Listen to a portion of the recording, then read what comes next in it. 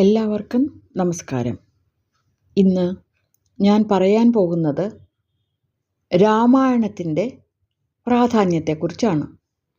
ശ്രീരാമ രാമ രാമ ശ്രീരാമചന്ദ്ര ജയ, ശ്രീരാമ രാമ രാമ ശ്രീരാമഭദ്ര ജയ, ശ്രീരാമ രാമ രാമ സീതാഭിരാമ ജയ, ശ്രീരാമ രാമ രാമ ലോകാഭിരാമ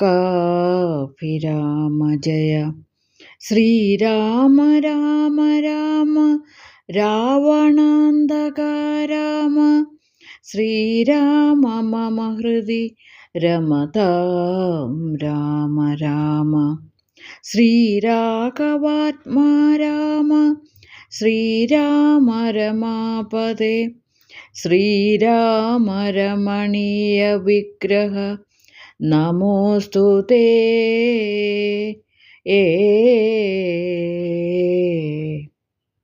രാമായണം രാവണനു മേലുള്ള ശ്രീരാമൻ്റെ വിജയകഥ മാത്രമല്ല, നന്മയുടെ വിജയവും തിന്മയുടെ പരാജയവും കൂടിയാണ്. ഇതിൽ ഭരതകുമാരൻ്റെ കഥാപാത്രമാണ് ശ്രദ്ധേയം. ഭരതനെ സിംഹാസനത്തിലേറ്റാൻ ദശരഥനോട് കൈകേയി ആവശ്യപ്പെടുമ്പോൾ കുമാരൻ തൻ്റെ മുത്തച്ഛനെ കാണാൻ പോയിരിക്കുകയായിരുന്നു. അയോധ്യയിൽ തിരിച്ചെത്തിയപ്പോൾ കേട്ടതാകട്ടെ ജ്യേഷ്ഠൻ്റെ 14 വർഷത്തെ വനവാസ യാത്രയെക്കുറിച്ചും തന്നെ അധികാരത്തിലേറ്റാൻ കൈകേയി ചെയ്ത കാര്യങ്ങൾ കേട്ടപ്പോൾ സന്തോഷിക്കുന്നതിന് പകരം അമ്മയുടെ നടപടിയെ അതിരൂക്ഷമായി വിമർശിക്കുകയാണ് ഭരതൻ. തുടർന്ന് ജ്യേഷ്ഠമാതാവായ കൗസല്യയുടെ അരികിലെത്തി കണ്ണീരോടെ തൻ്റെ അമ്മ ചെയ്ത തെറ്റുകൾക്ക് ക്ഷമ ചോദിക്കുകയും കാര്യങ്ങൾ തൻ്റെ അറിവോടെ അല്ലെന്ന് വെളിപ്പെടുത്തുകയും ചെയ്യുന്നു.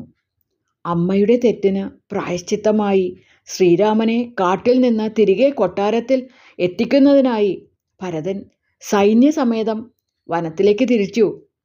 തിരികെ വരണമെന്ന അനുജൻ്റെ അഭ്യർത്ഥന രാമൻ സ്നേഹപൂർവ്വം നിരസിച്ചു. അച്ഛനമ്മമാരുടെ വാക്ക് ധിക്കരിച്ച് പ്രവർത്തിക്കുന്നത് മകൻ്റെ ധർമ്മമല്ലെന്ന് അനുജനെ ഓർമ്മപ്പെടുത്തി.